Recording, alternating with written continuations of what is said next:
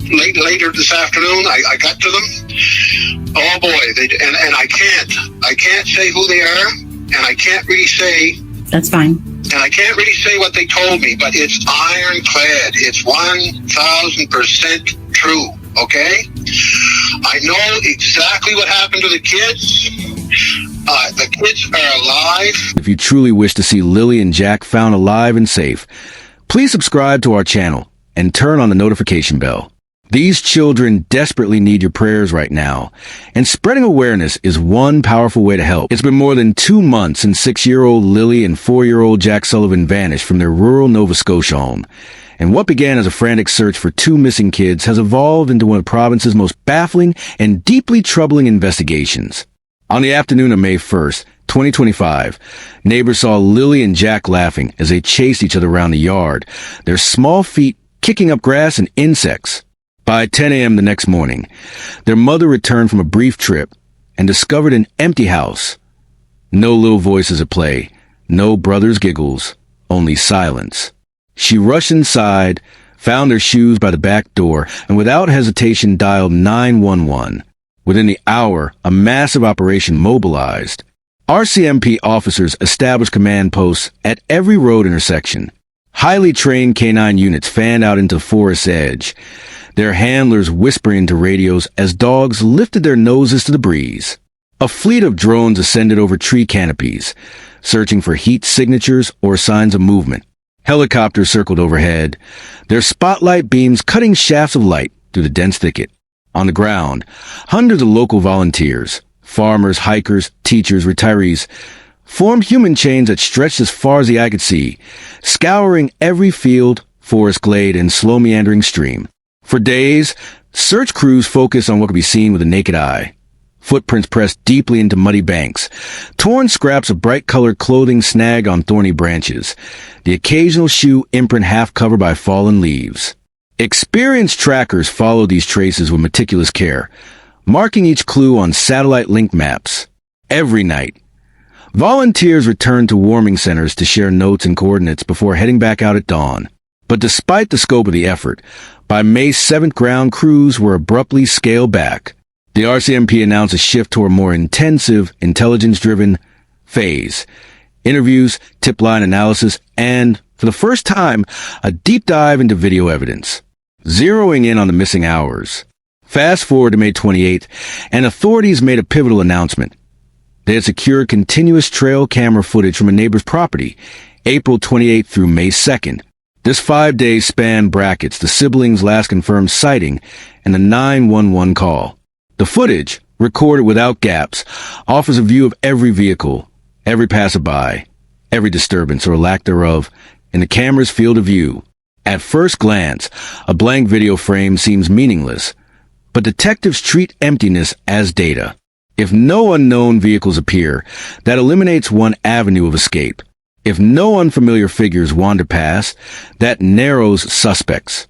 In a case defined by a roughly 20-hour gap between the last sighting and the missing persons report, every second of footage is as critical as a clue itself.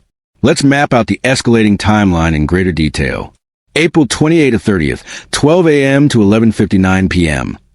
The trail camera records only wildlife, white-tailed deer nibbling shoots, squirrels darting up trunks, owls gliding under moonlight. Each dawn bird song signals a forest's indifference to human drama. May 1st, 2:17 p.m., neighbor CCTV captures Lily and Jack romping joyfully across the yard, picking dandelion tufts and showing each other secret hand claps. May 1st, 3:00 p.m., May 2nd, 10 a.m., no footage, no school bus silhouettes, no shopping run cars. A complete digital blackout. No geotag social media updates. No cell tower pings placing the children in town. May 2nd, 10:03 a.m. Mother's frantic 911 call. RCMP officers and volunteer teams flood the map, breaking grid search patterns into smaller, high-density sweeps. May 3rd to 6th.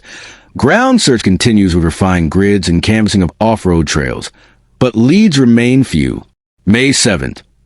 Official ground search operations are scaled back. Investigators announce transition to a digital and testimonial phase. May 8th to 27th. Police review public tips, interview dozens of witnesses, deploy lie detector tests, and gather video from doorbell cams and traffic cameras. May 28th. RCMP collects hundreds of hours of uninterrupted trail camera footage, complementing doorbell, dashcam, and highway camera sources. This trove becomes a backbone of a 360 degrees timeline, a digital mosaic reconstructing every movement in and around the property. The boot print that told a story and raised new questions. Searchers discovered only 2 small boot prints pressed into dewy grass near the trailer's back door. Both matched generic children's rain boots, but forensic analysis could not decisively link them to either Lily or Jack. K9 units, trained to detect infant scent, trailed the prints, weaving between tree roots and bush tangles, but the scent dissipated in the cool morning air. Beyond those prints, the forest floor was eerily undisturbed. No crushed twigs that would hint at a child's footstep. No handprints pressed into mud. No flattened ferns suggesting a brief rest or panic-driven stop. Wildlife surveys conducted before and after the footprints recorded only normal animal traffic. Deer trotting unperturbed, raccoons scouring fallen fruit, birds flitting between branches. Early homicide assumptions. Remarkably, Nova Scotia's Major Crimes Unit, normally called in for homicides, took charge within 24 hours of the 911 call. Instead of gradual escalation from search and rescue, the criminal investigation, this case skipped straight to a forensic homicide response. Taped off crime scenes, evidence collection protocols, forensic archaeologists combing the yard. These tactics signaled that, internally, police suspected foul play almost immediately. This aggressive pivot raises critical questions. What did officers see or hear in those first hours that convinced them this was not a simple runaway or lost child scenario? Was there something in early witness interviews that didn't align? Or a tip received off the record that cannot yet be disclosed? First polygraph question. Did you kill them? 3 weeks into the probe, stepfather Daniel Martel volunteered for a polygraph. Instead of easing him in, investigators asked, "Did you kill Lily and Jack Sullivan?" This abrupt focus on homicide rather than missing persons theory spoke volumes about the RCMP's mindset. Polygraphs, while not admissible in Canadian courts, serve as investigative tools. They're gauges of stress and deception that can direct questioning. By opening with that question, officers made it clear they were operating under the worst possible assumption. Amber Alert versus Vulnerable Person Alert. Although Canada's Amber Alert system is designed for just such frightening scenarios, 2 young children vanishing under unknown circumstances, police issued only a Vulnerable Person Alert. These alerts target individuals at risk due to medical or cognitive impairments, and they don't carry the same urgency or reach as Amber Alerts. The Mi'kmaq community and human rights advocates decried this as discriminatory, arguing that Indigenous children and their families had long suffered from underutilization of high-profile alerts. Had Lily and Jack been non-Indigenous, would authorities have escalated to Amber status? The debate over this decision underscores a painful history of inequity in child protection. A fishing expedition in video land. RCMP requested every scrap of video between April 28th and May 2nd, covering an 8-kilometer radius. Neighbor trail cams, doorbell cams, dash cams, store CCTV, highway cameras. This expansive dragnet was less about targeted clues and more about filling every possible blind spot. Hundreds of hours of footage arrived. Deer grazing, mail trucks delivering packages, contractors repairing fences. Yet detectives emphasize every blank frame is a piece of evidence. A field devoid of vehicles confirms that no one drove down that road. An empty driveway recording proves the family car never left at odd hours. By cross-referencing times and GPS data, analysts rule out false leads and narrow suspects. Surveying public tips, a double-edged sword. Over 500 tips flooded in. Some describing the children begging for rides at remote intersections. Others citing hearsay of secret camps in the woods. While police must vet each lead, sifting through the avalanche creates a bottleneck. Credible reports can languish as investigators chase down red herrings, hampering the momentum of the investigation. Scale back ground search, a controversial move. After 5 days, official ground search operations were scaled back. Critics argue this was premature. With drones now capable of heat mapping at night and ground-penetrating radar offering underground scans, why not maintain a physical presence longer? Had technology advanced the crime scene perimeter, perhaps more evidence would have emerged. A silence among witnesses. Publicly released updates lean heavily on statements from family and close associates. What about neutral third-party witnesses? Gas station attendants, postal carriers, delivery drivers. These individuals pass the property daily and could provide vital sighting windows, yet their voices remain absent from official transcripts. Either they weren't interviewed or their testimonies have been withheld. Both possibilities fueling community mistrust. Opaque forensic protocols. Despite repeated media queries, the RCMP has not confirmed key forensic measures. Whether cadaver dogs were deployed in the first 48 hours, if soil and water sampling took place near the yard, or if vehicles registered in the area underwent forensic swabbing for fingerprints or DNA. We know, however, that digital forensics teams have since retrieved cell tower logs, mapping every device in range between May 1st at 2 p.m. and May 2nd at 10 a.m., and have confiscated all family-connected smartphones for detailed analysis. Traffic and behavioral analysis. Investigators obtained Department of Transportation footage from highway cameras, showing vehicles on Galelock Road during the critical window. Only expected traffic, family cars, mail trucks, a utility van, appeared. License plates were matched to registries, driver logs cross-checked. Simultaneously, behavioral experts interviewed family members and neighbors, constructing profiles of typical routines and identifying anomalies in movement and behavior. Community pressure and scrutiny. As the RCMP plows through data, local radio call-in shows buzz with debate. Some callers argue the RCMP responds too slowly. Others defend their careful procedures.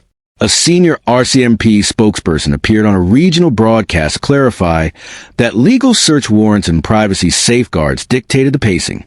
Slow and to follow protocol, they explained, prevents evidence from being tainted.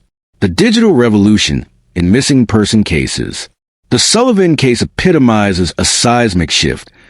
No longer can only boots on the ground find missing children.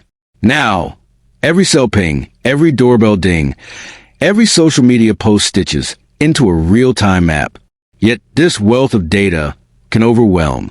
Analysts combat fatigue by triangulating phone data with video timestamps, using AI-powered tools to flag anomalies. A dark SUV in a residential driveway at 3 a.m., a heat signature moving against the wind beneath tree cover, hope in the blink of an LED. For Lily and Jack's family, every blink of a red trail camera LED offers hope. Each recorded frame, every process tip, every geotag photo becomes a lifeline. Volunteers cuddle teddy bears against tree roots, light lanterns at dawn, and post flyers at grocery stores and bus stops. School children draw paper hearts and tape them to windows, praying for their classmates' safe return. A reward with a purpose. On June 19th, the RCMP elevated the case to Nova Scotia's major unsolved crimes list and announced a $150,000 reward, among the highest ever for missing children in the province. That financial incentive aims to break the ice for people who might hesitate to speak up, transforming fear into action. We will not rest. Weeks into months, questions multiply. Was the disappearance a crime of opportunity or a premeditated act? Did institutional biases delay critical alerts? And why, despite decades of missing persons protocols, do so many gaps remain? One thing is certain. The technology, the community, and the investigators are more determined today than ever before. They pore over each second of footage. They re-interview every tipster. They map the orchard for hidden man-made traps and scour septic tanks for trace evidence. They listen for a child's whisper in the wind. So please keep praying, keep sharing, keep calling in tips and demanding transparency. Because in a case defined by a handful of invisible seconds, the next clue could be the one that brings Lily and Jack home. And until that moment arrives, we won't stop searching, asking, or hoping.